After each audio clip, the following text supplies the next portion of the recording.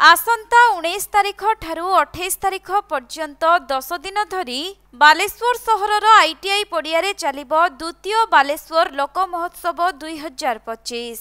एथिपाई प्रस्तुति आरंभ होइथिबा नै आयोजित सांबादिक सम्मेलन जरिया महोत्सव कमिटीर कर्मकर्ता माने सूचना दैछन्ति।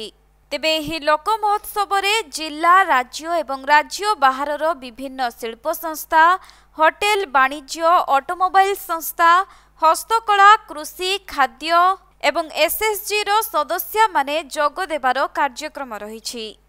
सेथिपाई 300 रु ऊर्ध्व स्टॉल रखाजिबो बोली कमिटी पक्षरु मध्य सूचना दिया जाइछि।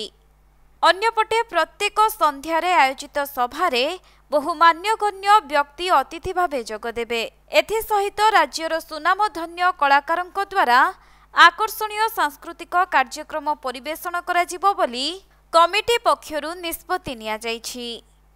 आज प्रेस मीट आम गत वर्ष भली ए वर्ष मध्य बालेश्वर लोक महोत्सव नवेम्बर 19 रु 28 पर्यंत होउछि आपण माध्यम रे बालेश्वर जिला एवं आखपाख जिला मानकु सूचना देवा पई आपण मानकु अनुरोध करथिलु।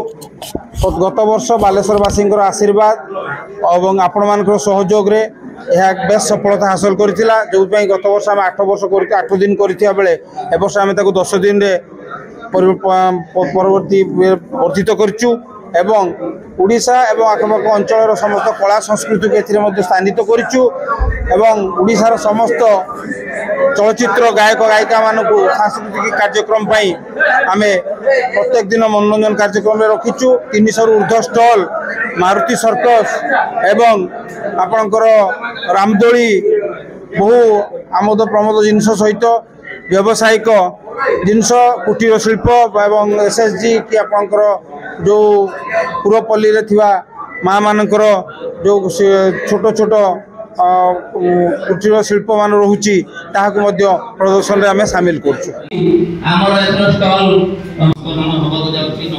बालेश्वररू प्रसंजित सेठींक रिपोर्ट, कोणार्क लाइव।